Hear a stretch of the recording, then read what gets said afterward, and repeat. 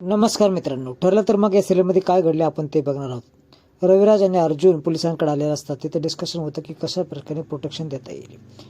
त्यावेळेस सावंत पोलीस खूपच चांगला रिस्पॉन्स देतात आणि त्यांचा रिस्पॉन्स पाहून हे दोघांनाही आनंद होतो. इकडे साक्षी सचिनचा मोबाईल चेक करत असते.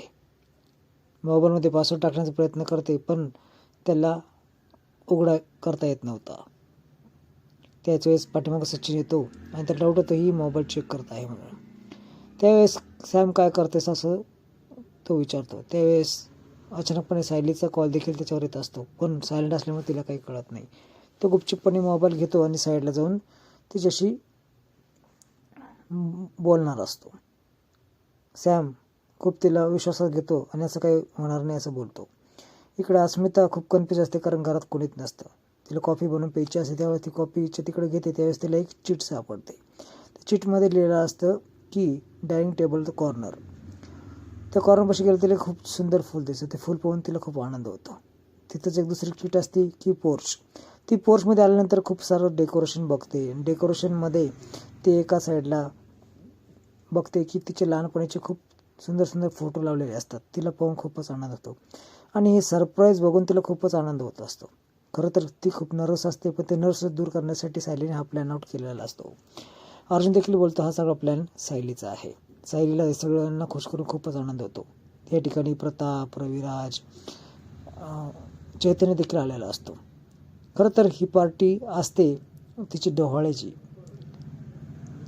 आपण किती चुकीचं वागलो तरीही सायली आपल्याला खूप चांगला रिस्पॉन्स देत आहे असं तिच्या मनाला खंत वाटत असते. त्यावेळेस सायली खूपच समजूतदारपणे समजून सांगते की असं काही नाही अस्मिताताई. इकडे प्रतिमात्या देखील तिचा खूप आनंद व्यक्त करते. त्याच वेळेस रविराज आणि चैतन्य बोलतो की आम्ही सगळे पाणीपुरी खाणार आहोत, कारण ती खूप संपणार आहे. त्यावेळेस पाणीपुरीचं नाव घेताच हिला खूप आनंद होतो आणि पाणीपुरीच्या बरोबरच भरपूर काही पदार्थ देखील आहेत असं समोर येतं. त्यानंतर चक्क पाणीपुरी सचिन घेऊन येतो, पण ती पाणीपुरीच्या नादातच असते. सचिनकडे बघतच नाही, कारण सचिननी मास्क घातलेलं असतं.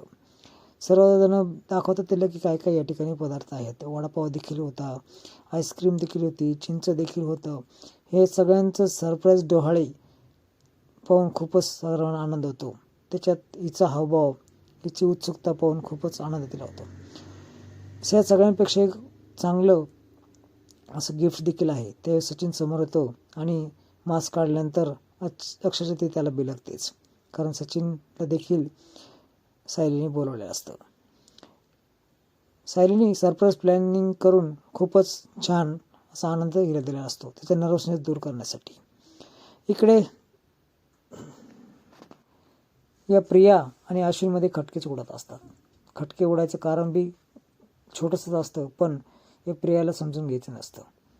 अश्विन अक्षर त्याच्यावर चिडतो आणि आजपर्यंत तू माझा कधीच विचार केला नाही. माझ्या बहिणीची बाहेर पार्टी चालू आहे, तिचं सगळेजण आपण राहायचं सोडून आपण इकडे थांबलो आहे.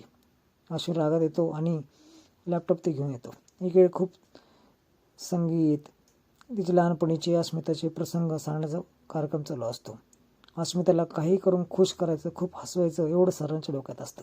प्रताप देखील तिच्या लहानपणीच्या आठवणी सांगतो. नंतर खूप छोटे छोटे गेम खेळण्यात येतात. त्याच्यामध्ये पत्त्यांचा गेम देखील सर्वजण खेळतात आणि नंतर गाण्याचा स्वर ओळखण्याचा कार्यक्रम देखील त्या ठिकाणी होतो. शेवटी अश्विन देखील त्याच्यात